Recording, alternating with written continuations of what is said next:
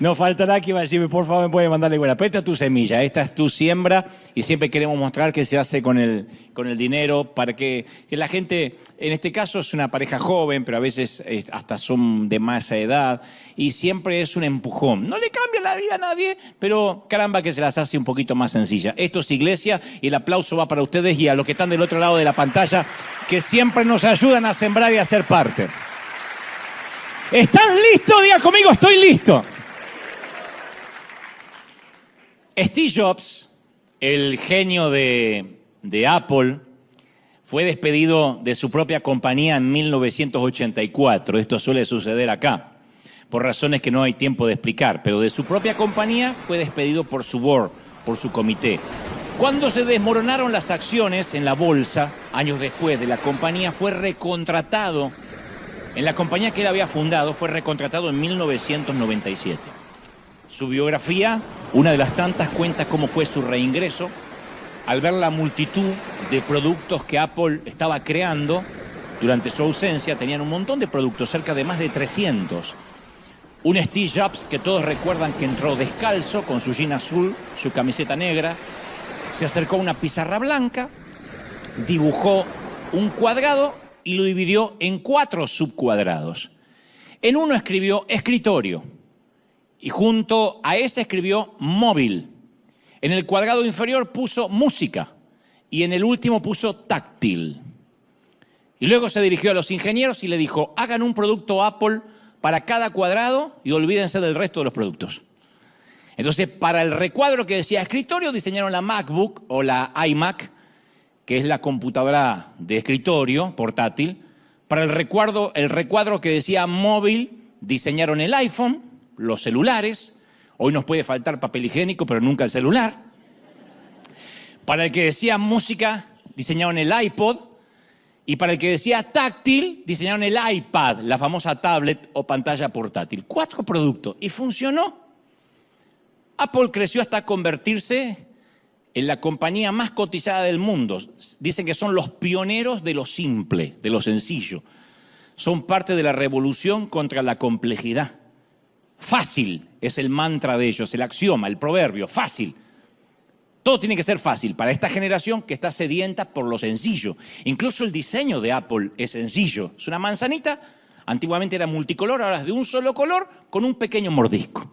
Eso es todo. Y uno ve la manzanita y sabe que son los 4 productos básicos de Apple. Starbucks es otra compañía que entendió el poder de lo pragmático, de lo simple.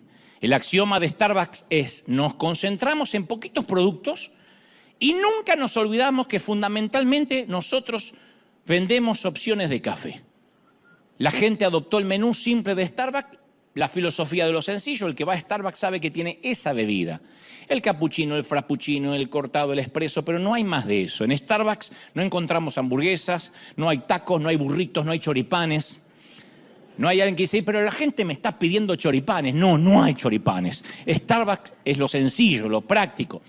Algo similar pasa con Google. Es la clásica historia de Silicon Valley, una idea de 2 estudiantes universitarios que comenzaron a hablar en la habitación y hoy tienen el motor de búsqueda más usado en el mundo y más cotizado. Y a la gente nos encanta el aspecto de Google. Por eso domina el mercado de los buscadores, porque cuando uno va al buscador de Google no nos damos cuenta, pero hay una cantidad de espacio en blanco. Es una página blanca, eso habla de la simplicidad. Dice solo buscar en Google. Hay 2 botoncitos, buscar en Google y voy a tener suerte, que te ahorra muchos pasos y va directamente a tu primera búsqueda de la vez pasada. Si vas a esta clase gratuita es por la misma ofrenda, no hay problema, te la doy. Si vas a otros buscadores como Yahoo o Bing, por ejemplo, en la página principal hay cientos de fotografías, de noticias, de banner. Pero Google ganó por la filosofía de lo simple. Cuando uno está buscando algo no quiere publicidad ni que esté lleno de cosas. Google entendió que esta es una generación que no está capacitada, no se ofendan los que tienen menos de 30, que no está capacitada para procesar mucha información de golpe. Herbert Simon, el notable premio Nobel de Economía de 1978 predijo en aquel año, cuando justamente se hizo del Nobel, dijo, algún día la abundancia de información va a crear una absoluta falta de atención. La abundancia de información, lo diré otra vez, va a crear una absoluta falta de atención.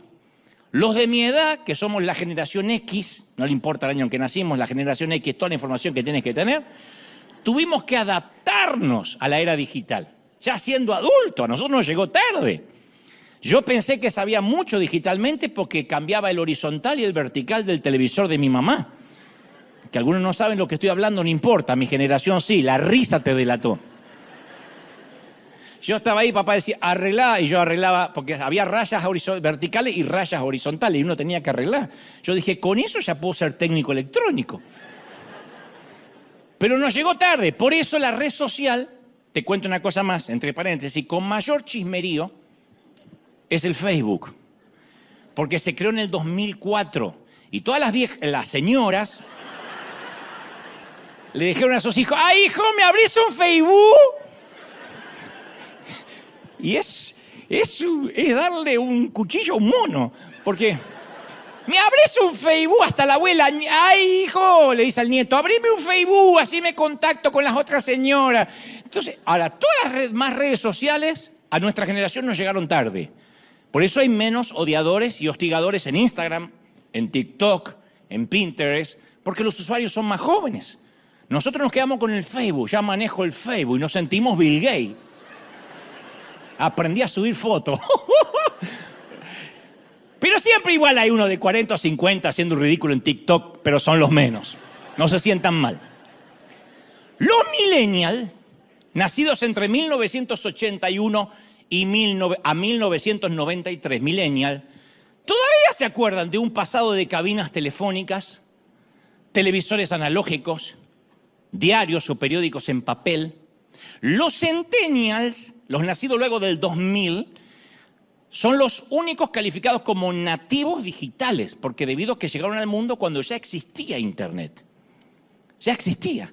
Son la generación de la mayor información, pero dicen que también los más frágiles e inestables al punto de vista psicológico, porque están todo el día expuestos a una realidad virtual paralela que es Instagram, TikTok, YouTube, que no es la realidad. Por eso se les llama la generación de cristal. Y son capaces de prestar atención a cualquier cosa solo 8 segundos. Los que nacieron en el 2000 para acá, más de 8 segundos, no tenés la atención. Leen mensajes cortos, sencillos, con muchos emoticones. Si no tienen muchos emoticones y muchas caritas, no lo entienden. Los que nacieron a partir del 2010, que ya tienen nombres, la generación alfa, nacieron 100% en la era digital. Y se cree que solo pueden prestar atención durante 3 segundos. O sea, a tu hijo le tenés que hablar 3 segundos y lo perdiste. Por eso nuestra generación, la generación X, puede disfrutar un tráiler. El tráiler es el avance de una película que dura 1 minuto y lo disfrutamos a ver de qué va la película. Nuestros hijos solo asimilan lo que se llama un teaser, que dura solo 12 segundos. 12 segundos y saben el argumento de la película. Eso es un don. Pues yo miro 1 minuto y digo, ¿eh? Y ellos 12 segundos y ya saben. No, es que está el antiguo villano, pero que no es el mismo, y este es un superhéroe que a la vez se junta con el universo del otro. Todo eso en 12 segundos. Yo no alcancé a ver el logo, no sé lo que dijo. Nuestros nietos no van a soportar ver un teaser. Porque lo simple está cada vez más de moda. Lo complejo forma parte del pasado. Al menos no se usa más. Y resulta irónico que debido a un mundo que se ha vuelto cada vez más complejo, la gente está sedienta más de cosas simples. Porque la cantidad de información que disponemos está en continuo incremento, continuamente.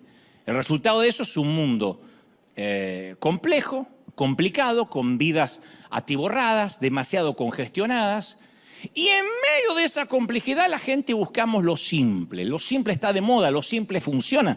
Lo saben las grandes marcas en temas de logo, de branding, de marketing. Y la gente respondemos de forma positiva a todo lo que es simple. A un mensaje simple, a un orador que habla de manera sencilla, a un político que transmite sus políticas o sus gestiones de gobierno de manera sencilla, entendible, porque la congestión de ideas, la congestión en la vida en general apesta cada vez más, no nos gusta. No hace falta una investigación empírica para que todos coincidamos que la mayoría detestamos en la hora pico estar en el tránsito. Nadie dice, ay, qué bueno, me tocó tránsito y lo quería disfrutar. Nadie, porque las rutas no se diseñaron para que circule tanta gente de golpe. Lo mismo pasa con la congestión nasal o la congestión de pecho, que es un fastidio. Toda congestión, ya sea en la ruta, en el cuerpo, en lo emocional, es un fastidio. Y muchas vidas están así de congestionadas, llenas de cosas que no necesariamente son efectivas o útiles. Entonces hablamos que hay un montón de gente que no puede avanzar y semana tras semana, año tras año, mucha gente está igual, congestionada en la vida, lleno de cosas, con una agenda sobrecargada, pero que no llega a ningún lado. Es como un hámster dando vuelta en la ruedita. Se cansa, se agita, llega muerto los viernes o los sábados, pero no siente que está subiendo de nivel. No hay progresión, no hay movimiento. A mí me sorprende con gente que después de muchos años no cambia nada, está siempre igual. Ahora me tocó ir a Argentina hace poco, me encontré con algunos amigos de años y están iguales. Y algunos me sorprende porque algunos crecieron, se educaron, leyeron. Pero después me encontré con otro que hace 30 años era bobalicón, necio y cretino. 30 años después solo se perfeccionaron los tres. Sigue siendo lo mismo. Y uno puede ser. Es la misma persona, no cambió. A 3 décadas y sigue igual.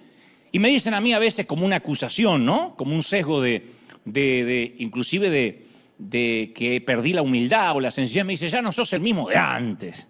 ¿Cómo cambiaste de antes? Más vale que cambié. Gracias a Dios que cambiamos. Gloria a Dios que me siento menos idiota, menos canalla, más sabio, más joven. Pero algunos hacen de su intransigencia, de su inflexibilidad, una virtud. Dice, yo nunca cambio. Y se jactan de ser iguales hace 20 años, hace 30 años. Eso describe la anatomía de la estupidez. Gente que dice, yo no cambio. ¿Cómo que no cambio? Uno tiene que cambiar. Uno no puede criar al cuarto hijo igual que al primero. En desmérito, pobrecito del primero, pero uno está aprendiendo a ser padre. Cuando ya uno, y de ahí la frase, y es que el quinto, el sexto hijo te agarró cansado. No, es que uno aprende a ser más paciente, más tolerante. El primero tenía todas las reglas, le exigíamos todo. Estaba haciendo el servicio militar, pobrecito, estaba en el Army el primero. El último hace lo que quiere. Y el primero se suele quejar. A mí no me criaron así, porque estábamos aprendiendo, porque estamos cambiando. La vida nos va cambiando. Y no querer cambiar, ser intransigente, es una torpeza del alma. Yo leía hace poco un estudio, que creo que te lo conté, un estudio médico que reveló lo difícil que es el cambio para nosotros los seres humanos. Alrededor de 600.000 personas por año, solo en los Estados Unidos, tienen que intervenirse con un bypass coronario. 600.000 personas por año. Y luego de hacérselo, se le dice que tienen que cambiar su estilo de vida, porque el bypass coronario es una solución temporaria. Es como un atajo para que la sangre pueda circular. No es que le ponen un corazón nuevo, es un atajo. Es una arteria que puede la sangre circular como un desvío, pero es una solución temporaria. Entonces tiene que cambiar la dieta, tiene que dejar de fumar, si lo hacía, dejar de beber, empezar a hacer gimnasia, reducir el estrés, tener una vida libre de suegra, todo lo que hace que la vida sea mejor. En esencia, el médico le dice, cambia o te mueres, viejo. Y uno podría pensar que una experiencia cercana a la muerte le llama la atención de manera definitiva. Pero el 95% de los cardíacos no cambia. Y estudio tras estudio indica que 2 años después de la cirugía los pacientes no alteran nada de la conducta. Ahora que me hicieron el bypass vuelvo a fumar, dicen. Ahora que me hicieron el bypass, sigo teniendo la vida sedentaria. Y en vez de hacer cambio para vivir, eligen morir. El cambio es así de difícil. La mayoría de los pacientes cardíacos eligen no cambiar. El famoso Alvin Toffler, que escribió el revolucionario libro El Shock del Futuro, él dice, los analfabetos del siglo XXI no van a ser aquellos que no sepan leer ni escribir, sino aquellos que no puedan desaprender y reaprender. Desaprender lo que estaba mal y reaprender, cambios. ¿Qué es lo que continuamente decía Jesús? Oíste que fue dicho, mas yo digo. A Jesús lo llevan a la cruz, entre otras cosas, porque se atrevió a desinstalar lo aprendido para que pudieran asimilar lo nuevo. Yo sé que ustedes aprendieron esto a través de Moisés, los profetas, pero yo digo, escucharon ojo por ojo y diente por diente. Yo sé que les gusta todo, dejar desdentado al enemigo. Pero yo digo, el que te hiera una mejilla, tiene que poner la otra. Claro, iba cambiando lo que habían aprendido. Yo tuve que desaprender mucho en la vida y aprender otras cosas. Siempre comento que cuando yo tenía 20, podía comerme la señora vaca hecha cuádruple hamburguesa con doble pan y me mantenía delgado. Yo entraba a un McFrito y me comía una hamburguesa así, decía 2 de esas quiero. Nada, ni panza, ni nada. Hoy miro la foto de la mini hamburguesa de la cajita feliz y aumento 5 kilos. Yo solía romperme un brazo por la mañana, me lo vendaba, me subía a un avión y me iba de viaje a la tarde.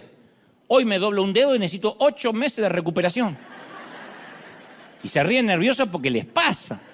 Me quedaba despierto hasta la medianoche para recibir el 1 de enero. Los 31 me quedo hasta las 2, 3 de la mañana. Hoy espero que se reciba solo, yo lo veo el otro día. Entonces, o aceptamos que estamos cambiando o nos morimos. Y me he dado cuenta que la mayoría de la gente, incluso dentro de las iglesias, opta por no cambiar, prefieren morir. En River, si tenemos algo a favor, es que pudimos leer el cambio que ocurrió en la humanidad durante la pandemia. Pudimos discernir los tiempos, que el mundo ya no es como lo conocíamos antes de enero de 2020. Así como el mundo cambió después del fatídico 9/11, del 11 de septiembre, que ya viajar en avión no iba nunca más a ser lo mismo, después de la pandemia pensar que el mundo volvió a lo de antes es una torpeza, porque la gente cambió, cambiamos. Entendimos que había que mutar hacia una iglesia simple, enseñarle a la gente a ver a Jesús con ojos nuevos, con ojos frescos, porque queremos eso, simplicidad. Y esa transición no es sencilla, porque convertirse a veces en una iglesia simple no es fácil. Es más, cuanto más hayamos vivido en la complejidad, más difícil es la transición. Entonces las iglesias complejas, intransigentes, esas que dicen, no vamos a cambiar, cada vez están más anémicas. Estoy hablando de las iglesias que complican que la gente llegue a Jesús. Esas son las que luchan por mantenerse a flote, las que ponen trabas continuamente. Y la gente dejó de ser tontas. Yo dije, alguna vez se acabó el silencio de los corderos. No podemos subestimar más a las personas. Entonces, en síntesis, las iglesias abarrotadas de actividades, de lleno de rituales religiosos, o están muertas o están a punto de morir, porque no vieron que necesitamos sencillez, no cambiar la doctrina. Lo que estoy diciendo es que hay un montón de iglesias que están demasiado ocupadas como para darse cuenta de que hay que cambiar. Y están lejos de esa revolución de lo simple. En ninguna manera yo estoy sugiriendo, aclaro, que la simplificación sea un cambio de doctrina, sea un cambio de nuestras convicciones. En eso no transigimos. Lo que trato de decir es que todos los días todos experimentamos una sobrecarga de información. Y a medida que el mundo se achica por la globalización, las cosas se vuelven cada vez más complejas. Y en medio de todo ese ruido, en medio de todo el ruido y la agitación que tenemos la mayoría de lunes a sábado, en esa gran incertidumbre, ¿qué anhelamos? Lo simple, la sencillez de Jesús, la sencillez de las cosas de Dios. Porque las cosas son justamente frenéticas, alocadas, fuera de control, es que respondemos a lo simple. La complejidad de la vida hace que lo simple sea un bien preciado, algo que se anhela, algo que queremos validar. Entonces las iglesias simples, sencillas, sabemos eso de manera intuitiva. Y entonces implementamos un sistema dogmático simple, delineamos un proceso sencillo para alcanzar a las personas. Aquí la gente dice, ¿qué hago para pertenecer a River? Venir. Y me quiero bautizar, ¿qué hago? ¿Bautizaste? Y dicen, ¿pero cómo? ¿No le meten un curso de 6 meses? Pero no, porque la sencillez de acercarse a Jesús es lo que hace que podamos crecer. Y esto no es alivianar, esto no es aguar lo que creemos, porque si hay alguien que es simple, Jesús es el primer revolucionario de lo simple.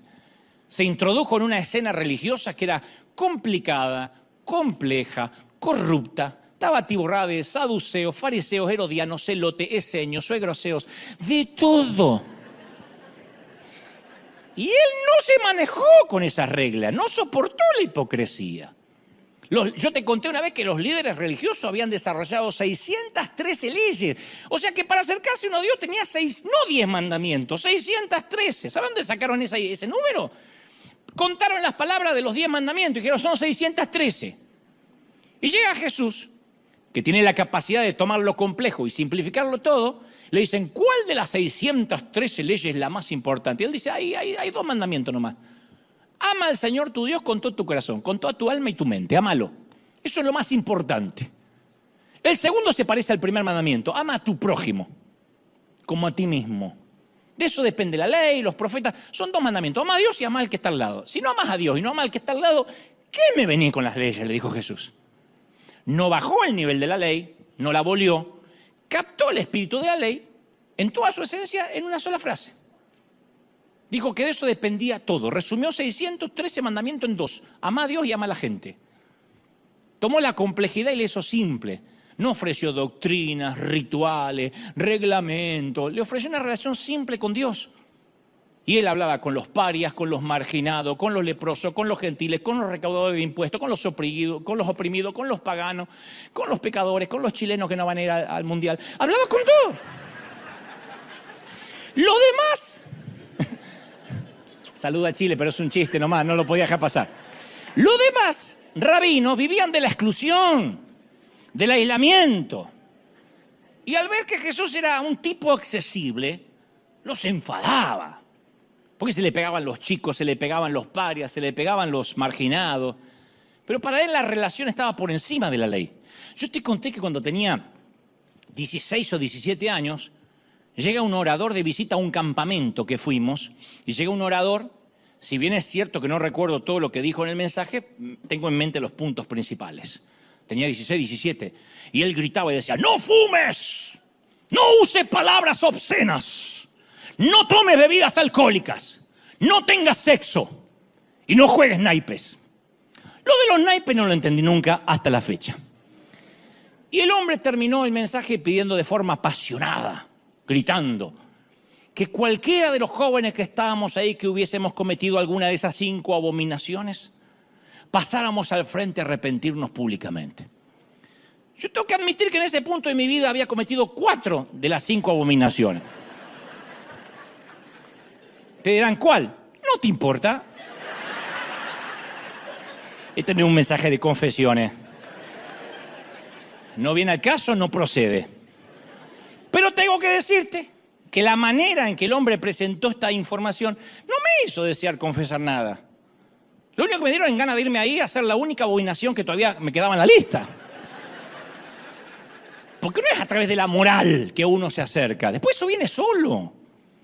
Y muchas de nuestras iglesias están llenas de leyes, se han atiborrado de actividades, tanto que a la gente le cuesta dar con el mensaje de Cristo. La gente no tiene problema con Dios. Yo lo decía en Argentina hace un par de semanas. La gente tiene problema con los seguidores, con nosotros. No tiene problemas con Dios. Muy difícil que alguien le diga, Dios te bendiga, rechazo eso, te diga. Como digo siempre, uno va a la universidad de la vida. ¿Cuál es? Un hospital de niños. Un papá que tiene un chiquito, lleno de cañitos, con metástasis, con cáncer, y tratar de decirle, papá, independientemente de lo que usted crea, ¿me deja hacer una oración por su hijo? A ver si se niega. Nadie tampoco muere ateo. Nadie que se está por morir y uno se acerca a la cama y todavía está consciente, le dice, ¿quiere que hagamos una oración para prepararse para la eternidad por si acaso existe Dios? Y te diga, no, a mí déjame que me coman los gusanos. Nadie. Entonces la gente no tiene problemas con Dios. El problema es la religión organizada, que la saturamos de tantas cosas que estamos ocupados haciendo iglesia en lugar de ser iglesia. Y Jesús le dijo a los religiosos que eran como sepulcros blanqueados. Le dijo, ustedes son ataúdes de lujo. Ataúdes de lujo, sarcófagos de lujo. Es un insulto. Por fuera brillante, lustroso, pero ¿qué hay dentro? Muerte. Bajo la superficie, bajo la tapa, ¿qué hay? Nada. Y con frecuencia el congestionamiento hace que las cosas parezcan normales, pero está todo bien, como le pasó a decenas, cientos de parejas antes de la pandemia. Pensaban que se llevaban bien, hasta que tuvieron que estar en cuarentena juntos, mirándose la jeta. Y entonces se dieron cuenta que el congestionamiento y la actividad no le dejaban pensar que no se amaban. Porque el activismo siempre es un disfraz de la falta de vida, de la falta de amor. La complejidad es una buena forma de cubrirlo todo. Entonces en las iglesias podemos ser a veces ataúdes elegantes, mucha actividad pero no hay cambio de vida. Da la impresión de que pasan cosas, de que hay vida. A mí me suelen preguntar mucho, ¿y ustedes en River Arena solo se reúnen los domingos? Especialmente de América Latina preguntan. ¿Y qué hacen durante la semana? Y yo respondo, dentro del edificio nada, tenemos una vida. Familia, trabajo, estudios, oficio, profesión y reflejar a Cristo en la vida diaria. Pero por años le tuvimos miedo a lo simple. Entonces surgió una idea y ampliamos el menú. ¿Alguien quiere un evento especial? Ampliamos el menú a pedido del público. Y pensábamos que cuanto más actividades tenemos, mayor va a ser el impacto. Y lamentablemente los menús demasiado grandes no significa que sea comida saludable y fresca. Hay que aprender a decir no. Decir no es muy difícil.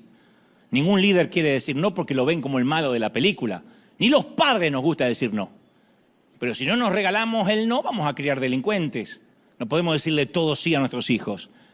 Entonces, permanecer enfocado es esencial para una vida simple. Y una vida enfocada y simple no se puede lograr sin decir no. No podemos decir sí a todo. Yo te conté que mi mamá me decía, vos tenés el sí fácil. Aprendí a decir no. Menos mal que no me naciste mujer, me decía mi mamá siempre. Vivirías embarazada. Y sí, porque yo decía sí a todo. Sí, para que no se ofenda, le dice un hijo. Porque yo era así. Hubiese sido así de ser mujer. Entonces, aunque no es fácil, nuestra salud emocional y espiritual está en juego. Entonces, el enfoque es algo que la Biblia enseña todo el tiempo, el enfoque todo el tiempo. David oró en el Salmo 27:4, dice, una sola cosa le pido al Señor y es lo único que persigo. Estar todos los días, habitar todos los días en la casa del Señor. Una sola cosa. Pablo dijo en Filipenses 3:13, más bien una cosa hago, una. Olvidando lo que está atrás y yendo hacia adelante, hacia la meta. Estaba enfocado en una sola cosa. Apple produce una gran influencia en las generaciones futuras. Netflix, Starbucks, Tesla, hasta McDonald's. Hicieron una lectura de los tiempos y mutaron hacia lo simple. Nike. Y nosotros, que se supone que comenzamos con la simplicidad de Jesús, todos los días mutamos hacia lo complicado. Yo te voy a contar algo. Te conté que una vez cuando yo era chiquito tenía miedo a 3 palabras que detestaba más que cualquier cosa. Era si algo traía el letrero que decía fácil de armar. ¡Oh! Pero yo nunca tengo un problema con la motricidad fina. Para decir que soy idiota para armar cosas. Pero suena delicado. Cuando te diga tu mujer, sos inútil, tengo problemas con la motricidad fina. Queda como una patología. Yo nunca pude armar nada. De verdad, de corazón, armé un rompecabezas cuando era chiquito que tardé 7 años y me puse feliz porque decía en la caja de 1 a 10 años.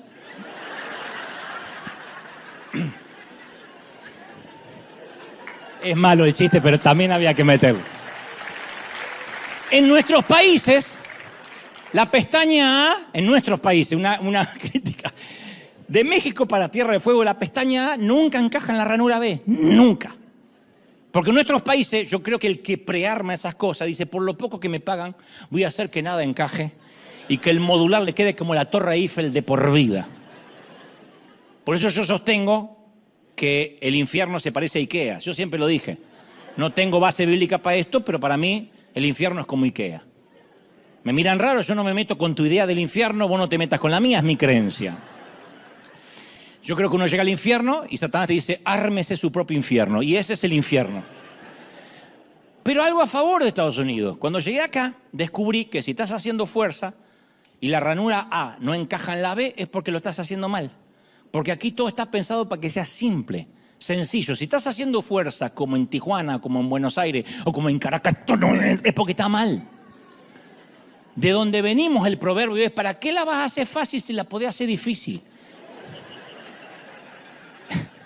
Y esto aplica para cualquier trámite del Estado en nuestros países, cualquier trámite estatal, hagan memoria. En Argentina un día quise renovar el pasaporte, morí en el intento, abandoné el 5.º día en la 6ª ventanilla, dije hasta acá llegué, no viajo más. Me agarró una burócrata, empleada pública, me sacó las ganas de vivir, me vampirizó, me drenó, me dejó así como un perrito atropellado, yo no... Tiene que llenar estos 10 formularios y presentarlos de 6 a 1 en ayunas con la primera orina de la mañana.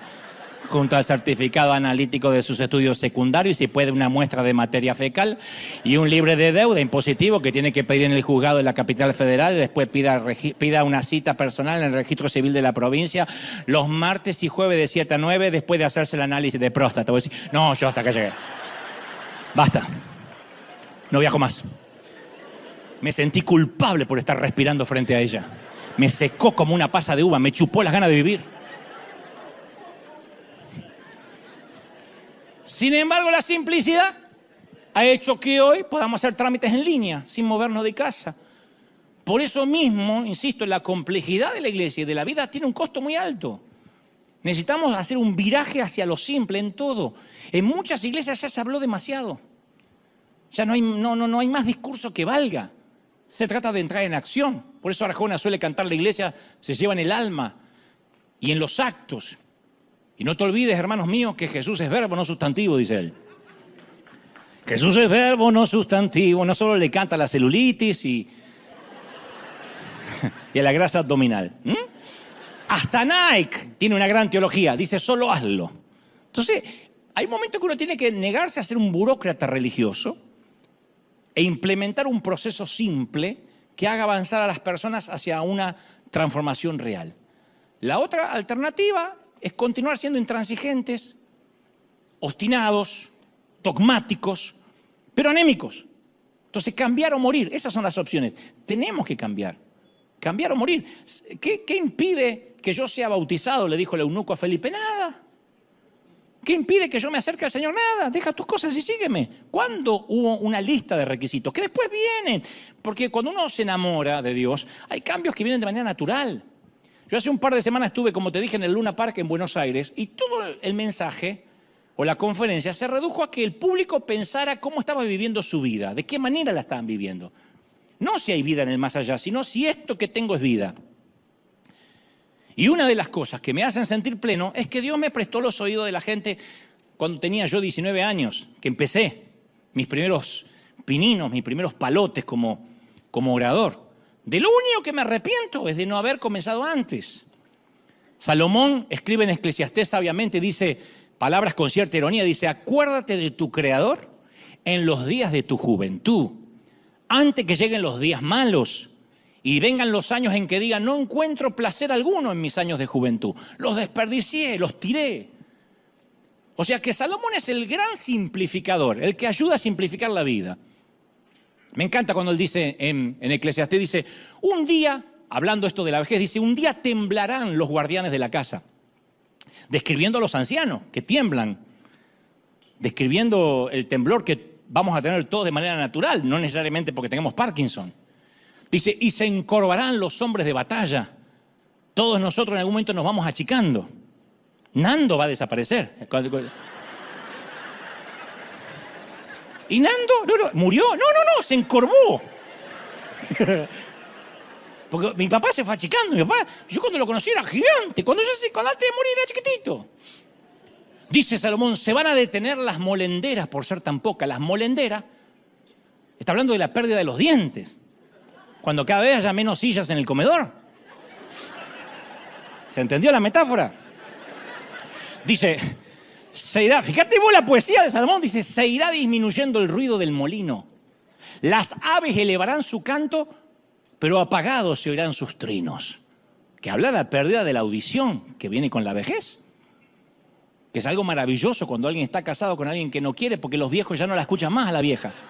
Te estoy llamando. Yo no sé, no escucho, dice él. Y dice finalmente Salomón, y no servirá de nada, los años en que no servirá de nada la alcaparra. Esto a mí no lo entendía, yo fui a buscar qué era la alcaparra y vi que era un fruto verde. Después me enteré que la alcaparra se usaba como afrodisíaco. Era el Viagra en los tiempos de Salomón. Entonces, si uno considera enfocar la vida, cuando las alcaparras ya no te hagan nada, perdiste el tiempo, estás lento.